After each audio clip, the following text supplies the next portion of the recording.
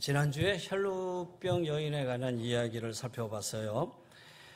12해나 혈루병으로 말미암아 고생하고 있었는데 그럼에도 불구하고 없는 힘을 다해서 예수님 앞에 나아가 예수님의 옷자락을 붙잡는 순간에 그가 고침을 받게 됩니다. 자, 오늘은 여러분 오늘 성경에 21절 바로 위에 빨간 글씨로 가나안 여자의 믿음 이렇게 써 있죠. 말 그대로 이제는 가나안 여자의 믿음, 또 이 여자는 어떤 믿음인가 라는 말씀으로 함께 생각해 보려고 합니다.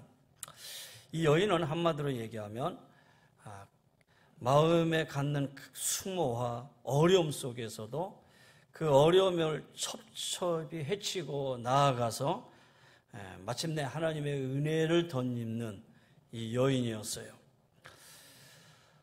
이 여인은 이방 여인입니다. 그런데 이 여인에게 딸이 있었습니다. 딸이 귀신이 들려서 사방을 헤매고 있는 모습을 보니 부모의 마음으로 도저히 견딜 수가 없었습니다. 너무 고통스럽고 괴로워하는 이 가나안 여인이 예수님께 나옵니다. 그리고 예수님의 자비를 구합니다. 다시 말해서 예수님의 그 딸을 고쳐주기를 원했어요. 그런데 예수님 앞에 간청했는데 예수님 돌아보지도 않으십니다. 본 척도 않으십니다. 오히려 그 모습을 보고 있던 제자들이 안타까워서 예수님 어떻게 저 여인을 좀 보내주세요 라고 간청을 합니다. 그럼에도 불구하고 예수님은 나는 이스라엘의 잃어버린 양, 그 양들을 위하여 왔지 저 여인을 위해서 온 건 아니다. 거절을 합니다. 그런데 이 이야기를 듣고 있던 이 여인이 주님 앞에 나와서 주님 어떻게든 한번 도와주세요. 나를 도와주세요. 라고 또다시 간청을 합니다. 그런데 예수님은 이번에는 더 큰 말로 그 여인에게 상처를 줍니다. 자녀들에게 줄 떡을 개에게 주는 것은 옳지 않다. 이렇게 얘기합니다. 다시 말해서 이 이방인 여인을 가리켜 너는 개다라는 얘기예요. 너는 개다라는 거예요. 아주 온갖 수모를 받게 됩니다. 그런데 그럼에도 불구하고 이 여인은 그것을 수모로 받아들이지 않고 오히려 맞습니다. 개들도 주인의 상에서 떨어지는 부스러기를 먹습니다. 나에게 부스러기 같은 은혜를 주셔서 나는 이 어려움을 해결할 수 있습니다. 그러니 부스러기 같은 그러한 것이라 은혜라도 좀 주세요. 간절한 마음으로 결국 예수님의 마음을 감동시킵니다. 그래서 예수님 말씀하십니다. 여인아, 내 믿음이 크다. 내 소원대로 될 것이다. 그랬더니 그때로부터 그 딸이 나았다. 오늘 읽은 말씀을 제가 스토리로 여러분에게 다시 말씀을 드렸습니다. 오늘 이 말씀을 통해서 이 믿음의 본질, 이 여인이 가지고 있었던 이 믿음의 본질을 한번 생각해 보려고 그래요. 가나안 여자 하나가 그 지경에서 나와서 22절이죠. 이방 여인입니다. 당시에 가나안 여인, 이방인은 사람들로부터 질시를 받는 그런 사람들이었어요. 이방 여인으로서 자신의 모습을 가지고 예수 앞에 나간다는 것은 이것은 부끄러운 일이었다라는 거예요. 감히 이방인이 예수님 앞에 유대인들 앞에 설 수가 없었다라는 거예요. 그런데 여러분 가만히 생각을 해보면은 믿음의 입장에서 이 모습을 생각하면은 우리가 부끄러워 나갈 수 없을 때 주님 앞에 나가야 된다라는 거예요. 도저히 나갈 수가 없어.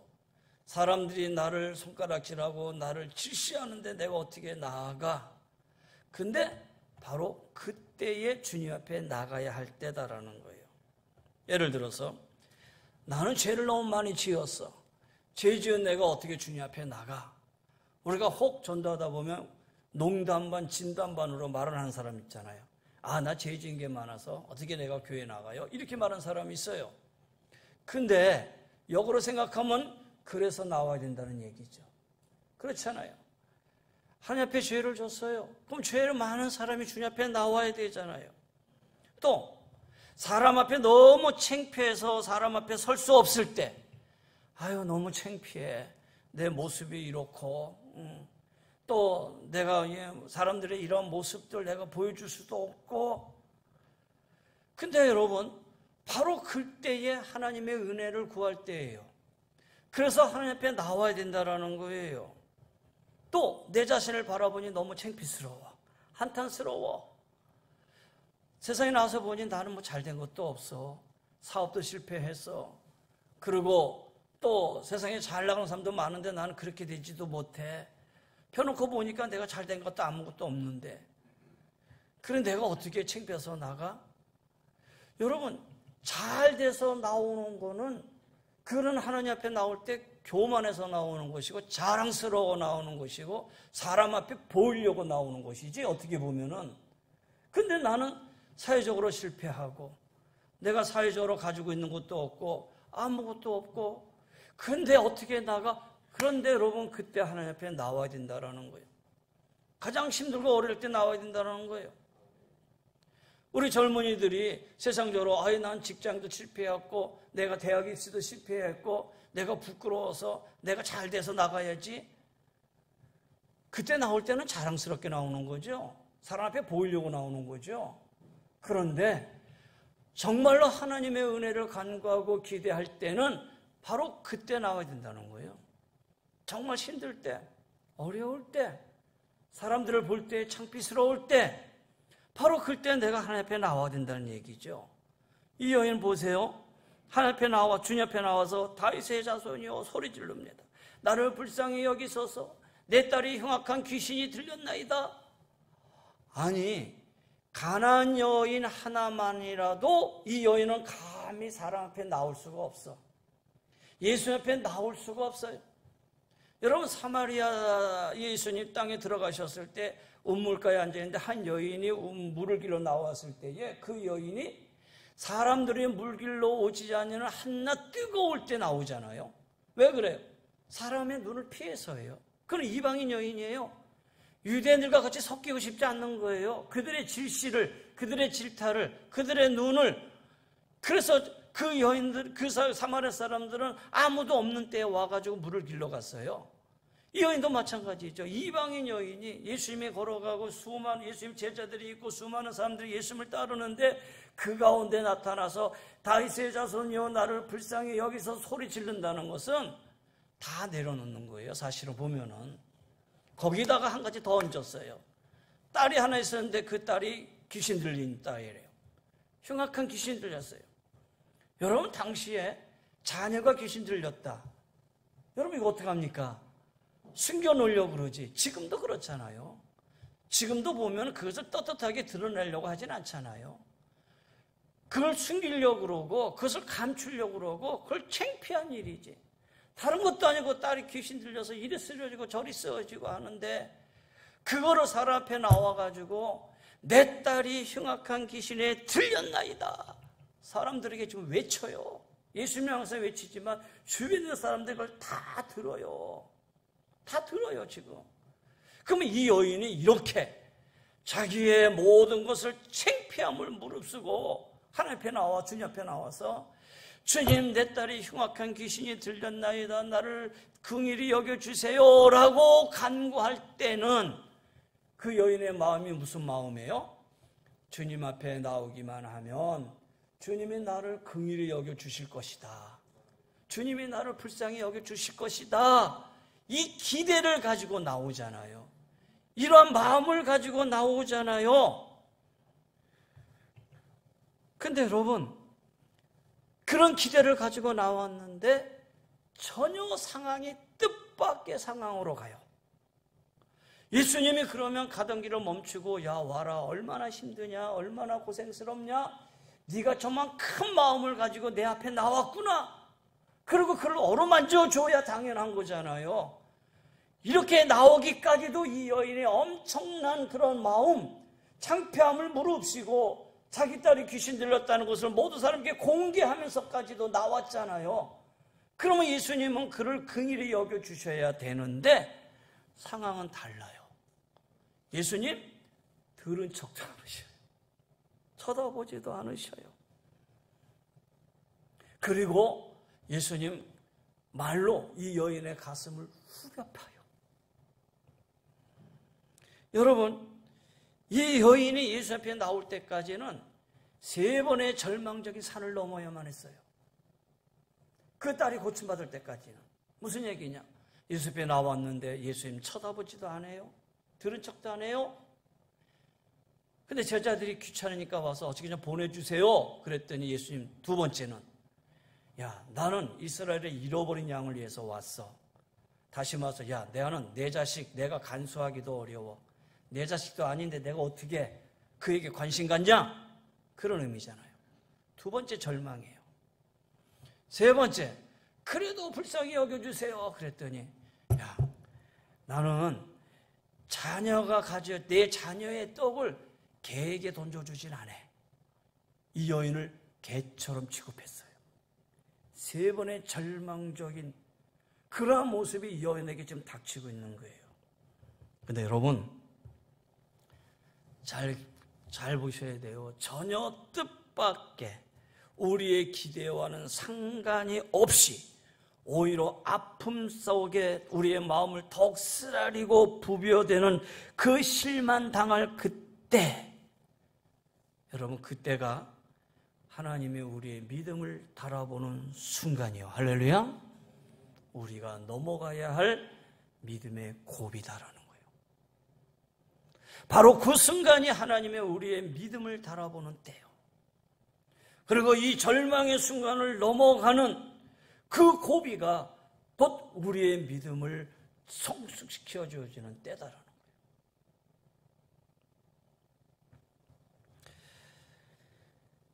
예수님이 한 말씀도 안 하시고 그의 마음을 후벼 파고 이렇게 실망을 주고. 여러분, 근데 이 모습은 이 여인에게만 있었던 거 아니에요. 마가복음 10장에 보면 소경 바디메우가 예수 앞에 나와서 주여 나를 긍휼히 여겨주세요. 다윗의 자손이여 나를 불쌍히 여겨주세요. 소리 질러요. 그럼 예수님 지나가시다가 돌아보면서, 야, 이렇게 나에게 소리 지르는구나. 너가 나를 향해서, 저 유대인들은 그래도 나를 다윗의 자손으로 고백하지도 않는데 너는 나를 다윗의 자손으로 고백하는구나. 그러면서 그에게 다가가가지고 그를 긍휼히 여겨주고 붙들어줘야 되는데 예수님 아무 소리도 안 듣고 그냥 지나가셔요. 번쩍만 척하고 지나가셔요. 얼마나 상처가 됐겠어요. 야, 나 같은 사람은 쳐다보지도 않는구나. 소리 질러봐야 별거 아니구나. 그런데 이 소경 받으면 아니잖아요. 들은 척도 않고 지나가는 예수님을 향해서 더욱 큰 소리로 외칩니다. 다윗의 자손 예수여 나를 불쌍히 여기소서.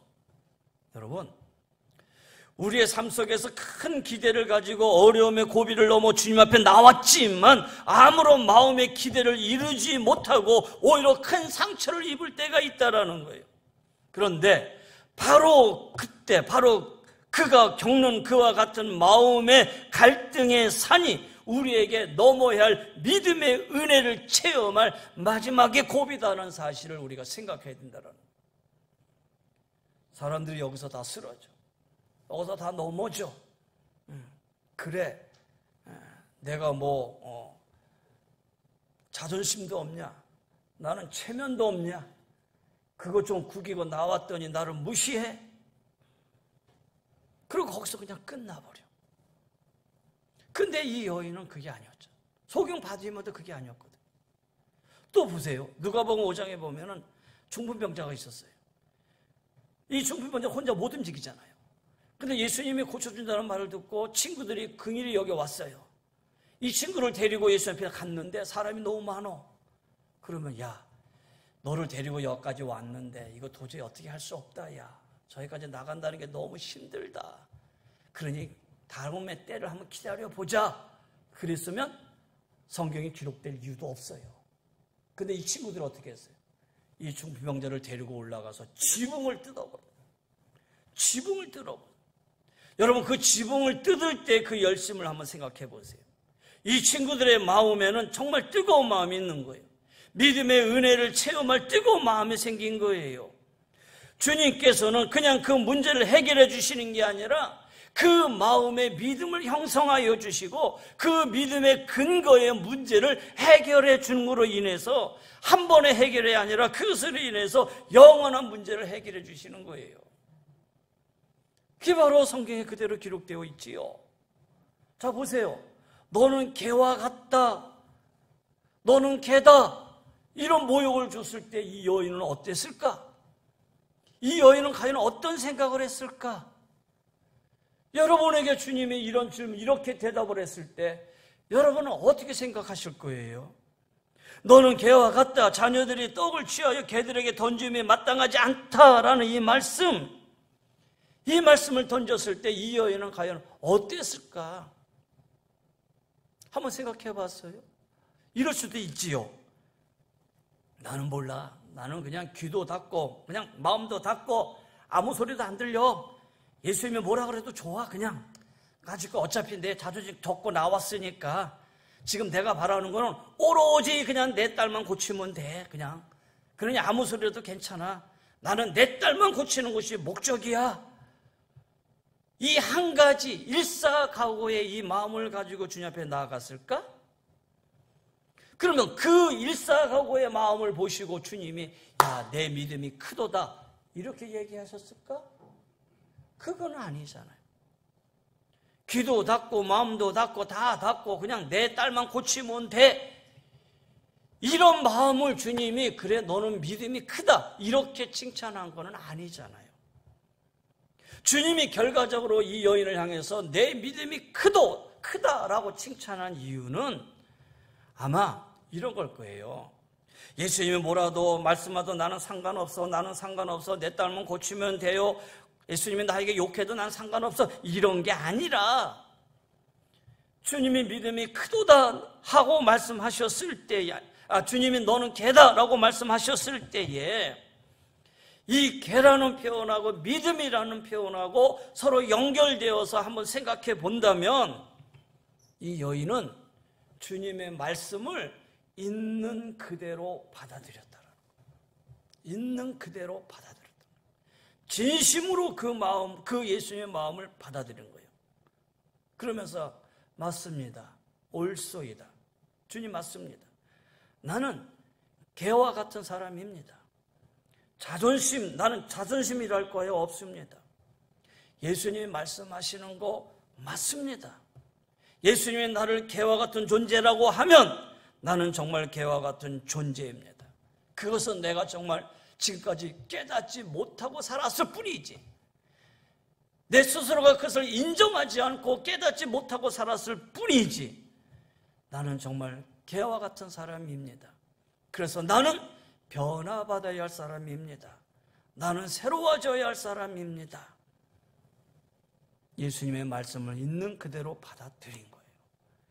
그 여인의 모습을 보시고 주님이 그래, 여인아 내 믿음이 크다. 예수님의 말을 고깝게 들은 것이 아니에요. 예수님의 말을 듣고 내가 참아야지라고 참음으로 들은 게 아니에요. 예수님의 말씀을 있는 그대로 받아들이고 소화하고 그것을 통해서 자신의 믿음을 세웠던 거예요. 그러니 주님이 그 믿음을 보신 거죠. 그래, 내 믿음이 크도다. 여러분,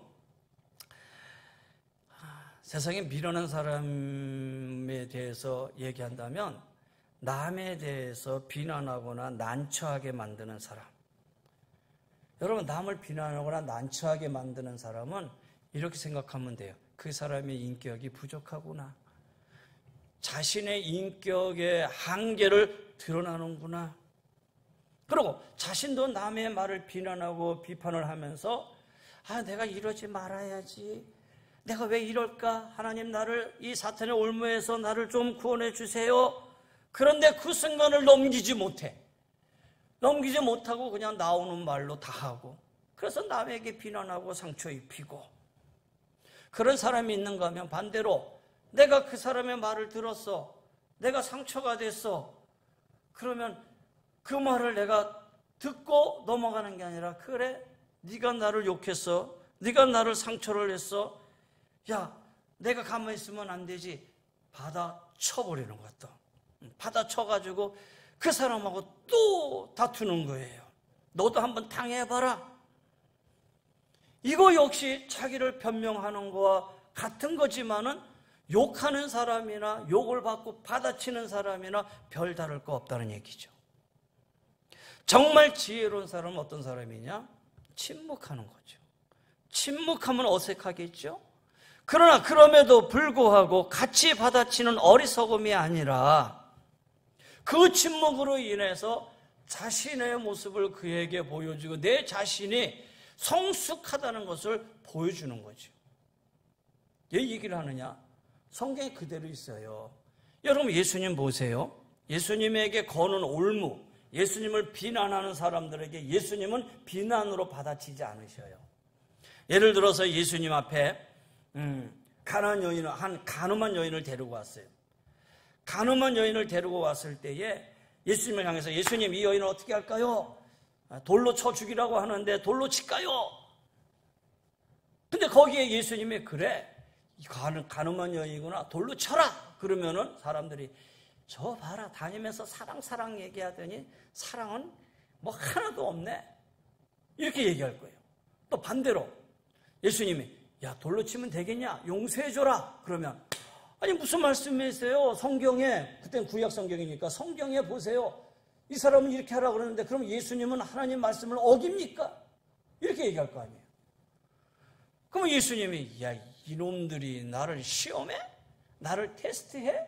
이렇게 얘기하고 이렇게 얘기해도 너는 나를 이렇게 해가지고 나를 올무에 잡아매려고 나를 이렇게 시험을 하고 테스트해? 하나님 저들을 용서할 수 없습니다. 저들을 향해서 예의 악하고 예의 독사의 자식들아 하면서 저주할지어다. 주님 그러지 않잖아요. 주님 아무 말씀도 안 하셔요. 아무 말씀도 안 하셔요. 그리고 땅에다 글씨를 써요. 죄 없는 자가 돌로 쳐라. 그랬더니 돌을 듣고 있던 사람들이 그 글씨를 보더니 한 사람 한 사람씩 다 돌을 내려놓고 갔어요. 가슴에 찔림을 받은 거예요. 그리고 예수님 말씀하시죠. 여인을 향해서 나도 너를 정죄하지 않겠다. 여러분 보세요. 비난을 비난으로 얘기하지 아니하고 비난을 그 문제의 본질로 해결을 하셔요. 항상 주님은 그러셨어요. 본질의 문제로 해결을 하셨지 그 문제를 문제로 대답을 하시고 문제로 받아치지 않으셨다라는 거예요. 다른 사람이 우리를 비난해요. 우리에게 여러 가지 공격을 해요. 마음이 상해요. 본질이 뭡니까? 내 믿음이 아직 성숙되지 않았다. 그런 말을 들어도 내 마음이 아직까지 흔들리는구나. 그때 우리는 어떻게 해요? 내가 내 믿음을 키워야지. 이게 본질이라는 거예요. 이게 본질이라는 거예요. 다른 사람에게 받아치고 나를 비난하는 사람을 같이 비난하는 것이 아니라 내가 오히려 하나님의 은혜로 내 자신을 더욱 깊이 생각하고 믿음의 세계로 나아가는 것, 이것이 우리가 살아가는 믿음의 삶의 본질이 아니냐라는 거예요. 오늘 이 여인은 자신의 모습을 알고 있었어요. 예수님이 너는 개와 같은 사람이야 라고 얘기했으면 이 여인을 향해서 예수님은 엄청난 수욕을 던져줬어요. 근데 이 여인은 예수님의 그 말을 수욕으로 생각하지 않았어요. 그래요 주님, 나는 개와 같은 사람입니다. 주님 앞에 핑계댈 필요도 없고요. 나는 그냥 그런 사람입니다. 나를 깨닫게 해주셔서 감사합니다. 여러분, 그러면서 이 여인은 주님 그러나 부스러기 은혜만이라도 주세요. 이것이 이 여인의 신앙과 믿음의 본질이었다라는 거예요. 그러니 주님은 이 여인을 향해서 내 믿음이 크도다 이렇게 말하지 않을 수 없지요. 여러분, 수욕은 믿음의 마지막을 달아보는 저울과 같아요. 수욕은 하나님은 내 믿음을 한번 달아볼 수 있는 그런 저울과 같다라는. 그래서 우리는 어떤 상황인지 내 영적 견고함이 있어야 돼요. 내 영적 성숙함이 있어야 되고, 나를 향해 비난하는 사람을 향해서 내가 영적인 아랑을 가지고 품을 수 있는 마음이 있어야 돼요. 그것이 믿음이에요. 주님은 그 믿음의 본질을 보시는 거예요. 그러면 여러분 문제될 게 아무것도 없어요. 문제될 게 아무것도 없다라는 거예요. 그래서 여러분, 혹시 여러분이 수욕을 당했다, 누가 남을 비판한다, 나를 비판하고 나를 욕한다, 그럼 어떻게 생각하시면 되냐면 환자구나 이렇게 생각하고 끝내세요. 그러면 말은 그래서 끝났지만 내 믿음의 아랑이 넓어진 거예요. 내 믿음의 모습이 성숙해진 거예요. 자, 주님은 이렇게 이 여인의 믿음을 보시고 이 여인의 이러한 삶 속에서 이 여인의 이 참된 믿음을 주님이 보게 된 것이지요. 근데 여러분, 이 말씀에서 우리가 또 한 가지 생각할 때, 우리가 어떻게 보면 주님 앞에 나올 때 여전히 내 생각과 내 믿음의 중심에 주님이 있는 게 아니라 내가 있을 때가 많단 말이에요. 그래서 내가 주님 앞에 나올 때 사람들이 나를 이해해 줘야 되고, 적어도 주님이 나를 이 정도 이해해 줘야 되고, 여전히 믿음이라는 것 안에 나를 집어넣고 내가 주님을 이해하는 게 아니라 주님이 나를 이해하기를, 내가 주님으로부터 이해받기를, 내가 사람으로부터 이해받기를 그렇게 바라는 마음, 그것은 결코 온전한 믿음이라고 볼 수가 없는 것이죠. 오늘 갈라디아서 2장에 보면 내가 산 것이 아니고 내 안에 그리스도께서 사신 것이다. 이 말은 뭐예요? 내 믿음 안에 여전히 내가 있는 게 아니라 내가 가지고 있는 이 믿음 안에는 누가 계셔야 돼? 주님이 계셔야 된다라는 거예요. 주님이 계셔야지만이 내 삶 속에서 내 이 견고한 믿음으로 주 앞에 굳게 설 수가 있고, 어떤 상황에서도 내가 이겨나갈 수가 있고, 어떤 속에서도 내가 넘어갈 수가 있다는 얘기예요. 근데 우리가 가지고 있는 조그마한 믿음 안에서도 여전히 내가 있어. 내가 이해받기를 원하고 주님이 나를 이해해 주기를 원하고. 여러분, 믿음은 그게 아니에요. 내가 주님을 이해해야 되고 내가 상대방을 이해해야 되고, 그럴 때 주님이 나의 그 믿음을 보시는 거예요. 여러분, 생각해 보세요. 자존심이 상한다. 자존심이 상한다. 뭐지요? 내 중심의 사고예요. 부끄럽다. 뭐지요? 내 중심의 사고예요. 주님의 중심의 사고에는 부끄러움이 없어요. 주님 중심의 사고에는 자존심이 없어요.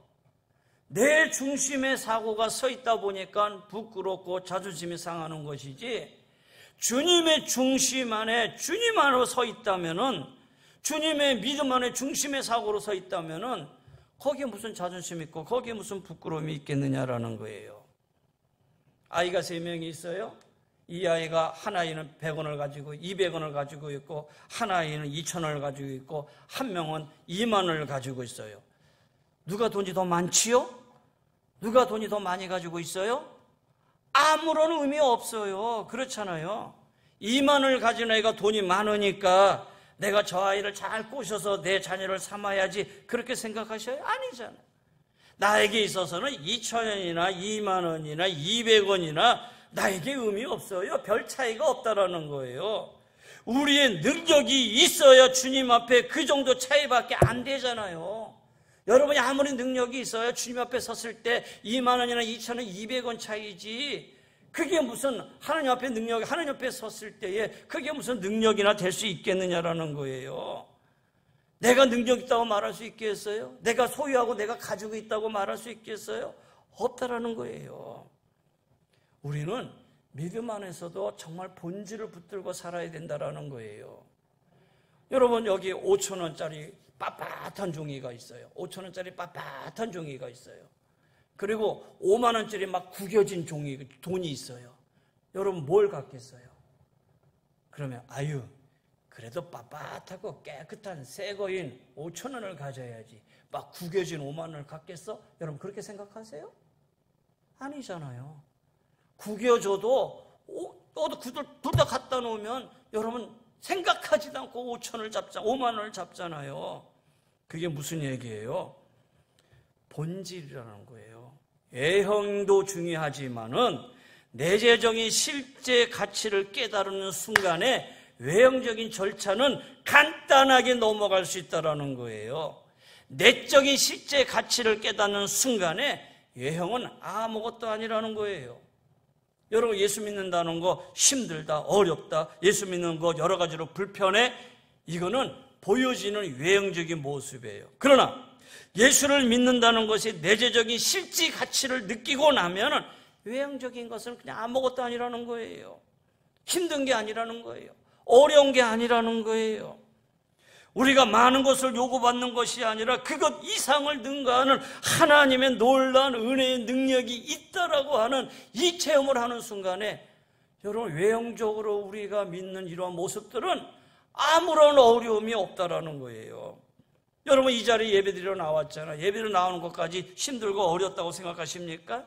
예배드리러 나오는 거 불편하잖아요. 그러나 불편함을 넘어서서 하나님의 은혜를 체험하는 순간 하나도 불편하지 않아요. 오히려 기쁨이 있고 오히려 감사가 있다는 얘기예요. 이게 본질이라는 거예요. 사랑하는 성도 여러분, 하나님 앞에 우리의 믿음의 본질을 온전히 세우시기를 바랍니다. 이 여인은 그렇기 때문에 하나님 앞에 절대적인 믿음의 신뢰를 가진 거예요. 주님을 향한 절대적인 신뢰를 가진 거예요. 절대적인 신뢰예요. 그리고 그 마음의 소원을 누구에게 뒀어요? 주님 앞에 둔 거예요. 주님이 그 믿음을 보신 것이죠. 여러분, 그렇잖아요. 예를 들어서 아이들이 잘못했어요. 아이들이 잘못을 해가지고 아이들을 향해서 야단을 치고 때려요. 때린단 말이에요. 때릴 때는 부모의 모습이 아니죠. 뭐 화가 나가지고 막 때린단 말이에요. 그럼 때리고 나니까는 또 안타까워. 그래서 아이한테 물어요. 야, 내가 너 때렸는데 그래도 이 엄마를, 이 아빠를 사랑하니? 그럼 아이는 열심히 맞고 나서도 엄마 아빠 사랑해. 그래. 왜 사랑하니? 엄마니까, 아빠니까. 그게 본질이잖아요. 때린 거하고는 관계없는 거잖아요. 우리가 하나님을 믿는 것도 그래요. 하나님을 하나님이니까 믿는 것이지, 하나님이 하나님이니까 우리가 믿는 것이지, 안 그래요? 우리가 믿는 그 하나님이 주님이시니까 우리가 믿는 것이지, 어떻게 알아서 하시겠지, 나를 알아서 하시겠지, 아무리 말씀을 저렇게 해도 알아서 하시겠지. 적어도 우리는 하나님에 대한 이런 100%의 신뢰를 가지고 있어야 믿음이라고 얘기하지 않겠냐는 얘기예요. 아이를 한번 때려도 아이는 그 때림을 생각하는 게 아니라 엄마니까 사랑하는 거예요. 아빠니까 사랑하는 거예요. 그게 믿음이라는 거예요. 그게 신뢰라는 거예요. 여러분, 사랑하고 거래하는 다르다라는 거예요. 보세요. 거래는 이해에 따라, 감정에 따라 마음이 변해요. 그러나 사랑이라는 것은 상대에 따라 마음이 변하는 게 아니라 그냥 기대하는 거예요. 사랑은 주어서 끝나는 거예요. 그러나 거래는 줬으면 받아야 돼요. 받고 싶어져요. 그러니까 내가 무엇을 줬어, 받지 못했어, 그러면 기분 나쁜 거고 섭섭해진 거예요. 그러나 사랑은 그게 아니죠. 줌으로 끝나요. 아무것도 받지 않아도 마음에 섭섭함이 없는 거예요. 줬다라는 사실 하나만으로 기쁜 거예요. 근데 사람들이 거래를 해놓고 사랑했다고 착각하고 산다라는 거예요. 거래를 해놓고 나는 저 사람을 사랑해, 이렇게 생각하고 있다라는 거예요. 그래서 그 사람에게 나에 대한 대가가 안 오면 상처가 생겨요. 기분이 나쁜 거예요. 그리고 나는 상처받았다 그래요. 왜? 그건 사랑이 아니고 거래했기 때문이에요. 그러면 주님이 우리를 향한 사랑은 거래입니까? 아니지요. 사랑하셨기 때문에 십자가상 위에서 우리를 용서하신 거예요. 물과 피를 다 흘리시는 그 십자가에서 우리를 용서하신 그 십자가의 사랑은 시간이 지나도 변하지 않아요. 지금도 변하지 않을 뿐 아니라 앞으로도 변하지 않을 거예요. 이것이 사랑이에요. 사랑하는 여러분, 이것이 주님의 사랑이라면 적어도 우리의 믿음이 주님을 향한 철저한 믿음과 신뢰가 있어야 되지 않겠어요? 여러분, 시간이 우리 장로님도 기도하셨지만 코로나가 지나가고 상황이 변하고 환경이 변하고, 그렇다고 해서 여러분 믿음이 변합니까? 10년, 20년, 30년 신앙생활한 것이 하루아침에 어떻게 그 2년 지났다고 변합니까? 그렇다면 그 30년의 믿음은 믿음이 아니었죠. 본질이 아니었고 외형적인 것만을 가지고 살았지요. 그러니 여러분에게 무슨 축복이 있겠고, 그런 여러분을 향해서 주님의 무슨 칭찬이 있겠고, 그런 믿음의 삶을 향해서 주님이 무슨 마음을 가지고 여러분을 대하셨겠느냐라는 거예요. 자, 마지막에 볼게요. 시간이 많이 갔네요. 오늘 이 말씀이 정말 많은 얘기가 있네요, 보니까. 여러분 마지막 보세요. 자, 이제 이 여인이 주님을 향해서 그런 어떤 믿음과 신뢰를 가졌을 때 주님이 그를 인정하는 순간이 돼요. 어떤 인정을 하십니까? 예수께서 대답해 이르시되 내 믿음이 크도다. 내 소원대로 되리라 하시니 그때부터 그의 딸이 나으니라. 주님의 인정과 긍휼을 받는 순간 문제가 그대로 해결이 돼요. 순간 해결이 돼요. 여자여 내 믿음이 크도다. 내 소원대로 되리라. 그 시로부터 딸이 낳았다. 근데 여러분 이 말씀에 유사 구절이 많지요? 내 믿음이 너를 구원했으니 내가 후에 건강할지어다. 내 믿음대로 될지어다. 일어나 내 자리를 들고 거의 일어나라. 이 모든 일이 언제 일어나요? 즉시. 그때 일어나요. 그러면 왜 즉시 일어난지 아세요? 왜 그 사이에 반드시 그 즉시로 일어나는지 그 이유를 아시냐는 얘기예요. 보세요. 인간의 역사는 시간과 공간에서 활동을 해요. 인간은 시간의 제약이 있고 공간의 제약이 있다는 거예요. 그러니까 웬만한 일이 이루어지기 위해서는 시간이 걸려요. 시간이 걸린다는 거예요. 여러분 그렇잖아요. 무슨 일을 할 때 그 즉시 이루어집니까? 아니잖아요. 여러분 무슨 일 할 때 그 즉시로 행해지는 거 아니잖아요. 내가 투자하는 것만큼, 내가 행하는 것만큼, 내가 애쓰는 것만큼, 그래서 이만큼 되면 이렇게 될 거야. 시간의 흐름 속에서 그 시간에 따라서 그 일의 결과가 만들어진다는 거예요. 그런데 하나님은 시간과 공간을 초월하시는 분이셔요. 하루가 천년 같고 천년이 하루 같은 그 하나님, 그 예수님은 시간과 공간을 초월하는 분이기 때문에 우리가 생각하는 것만큼 시간의 흐름을 얘기하지 않으신다라는 거예요. 순간에 이루어지신다라는 거예요. 그러니까 여기에 예수님이 내 믿음이 크도다. 너의 소원대로 될지어다. 그 순간에 그 딸이 고침을 받는 거예요. 무슨 얘기입니까? 우리의 삶의 모든 문제는요, 주님의 인정과 자비와 사랑과 은혜를 힘입는 그 순간에 바로 이루어진다라는 거예요. 그러니 믿음이 얼마나 중요해요. 믿음의 본질을 가지고 산다는 것이 얼마나 중요하고 얼마나 큰지 몰라요. 시간의 흐름 속에서 해결되는 게 아니라 그 순간에 해결된다라는 거예요. 사랑하는 여러분, 믿음을 가지고 주님을 향한 우리의 소원을 갖고 사시기를 주의 이름으로 간절히 권면하며 축원합니다. 자, 이제 말씀을 이제 정리하십시다. 요즘 그런 생각 많이 들지요. 성숙한 믿음을 가져야 되는데, 숙성되어지는 믿음, 한국 교회가 150년의 역사 속에서 정말 성숙되어져야 되고, 내가 10년, 20년, 30년, 50년 신앙생활을 했으면 그만큼 성숙되어져야 되는데, 여전히 우리의 사고 안에 내가 있어서 주님이 나를 보실 때 이것을 믿음이라고 인정할 수 있을까? 어떻게 해야 됩니까? 저는 말씀을 준비하면서 그런 생각을 했어요. 주님, 20년 설교했는데 여전히 저는 여기에서 맴돌고 있어야 됩니까? 20년 설교했는데 여전히 우리 성도들 안에서 일어나는 변화를 뭘로 볼 수 있고 보이지 않는다면 이거 뭡니까? 그런 갈등이 있기 시작해요. 그런 생각을 하게 됩니다. 그러다가 말씀의 마무리 진 가서 생각하는 거예요. 그치. 그래도 지금 이 순간 내가 내 믿음을 가지고 믿음의 본질로 주님을 바르게 서서 나간다면은, 그래, 하나님이 20년 동안 한 설교가 아니라 어느 한 설교를 통해서 하나님의 놀라운 역사, 하나님의 놀라운 능력은 반드시 일어날 거야. 그런 믿음을 갖게 됐다는 거예요. 그런 생각을 하게 된 거다라는 거예요. 여러분, 주님을 향한 소원을 가지십시다.